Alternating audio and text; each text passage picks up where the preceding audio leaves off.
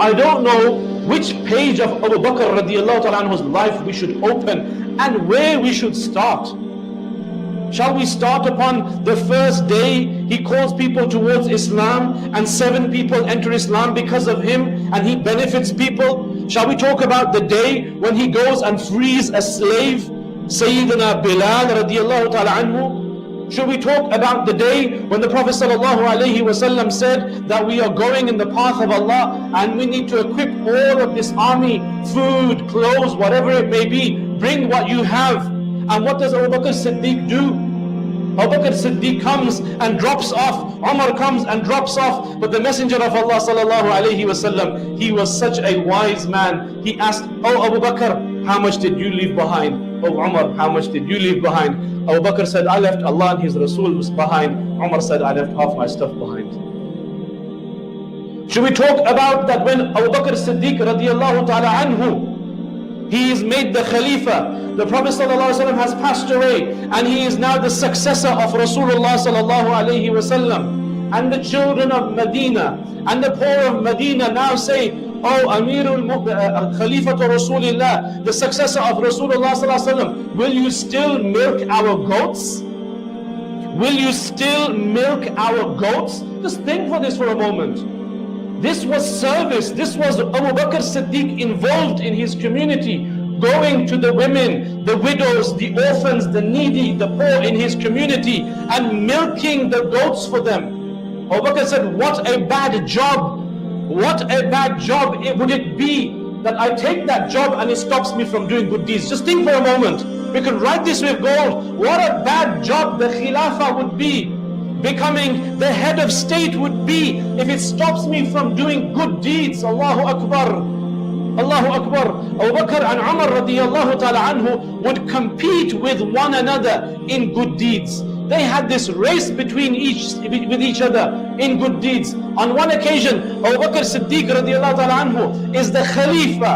Umar sees that every morning after Fajr, Abu Bakr Siddiq walks out the masjid and he goes somewhere. He walks out of Medina, he's walking out of Medina, and he sees him day after day, day after day. Umar radiallahu ta'ala anhu cannot keep his curiosity. What is Abu Bakr Siddiq, what is the Khalifa to Rasulullah sallallahu alaihi wasallam doing?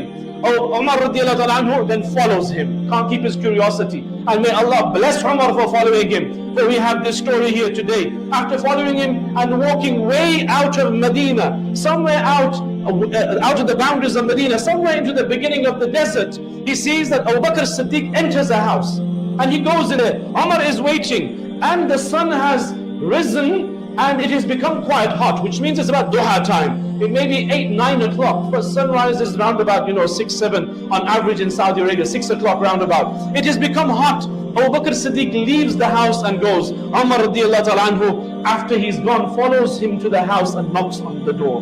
Who does he see? This is Khalifa, this is head of state, this is Abu Bakr Siddiq, the best of creation after all the prophets. He knocks on the door and says, "Woman, who are you?" She says, "I am a blind woman who is old and I have these children." Perhaps they were her grandchildren that were yatim and orphans. Umar radiallahu anhu said, "What business does that man have here? Do you know who he is?" He goes, "I don't know who he is.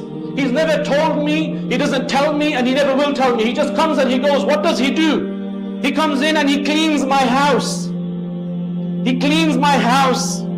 Yes, with a brush, probably there was no vacuum cleaners, with a brush or whatever they had. He then washes my clothes. Have you ever washed clothes yourself? He then washes my clothes. Then he grinds the wheat for the bread. Then he bakes the bread. Then he cooks the breakfast and then he goes. Allahu Akbar, Allahu Akbar. She said, Umar goes, "But how often does he come?"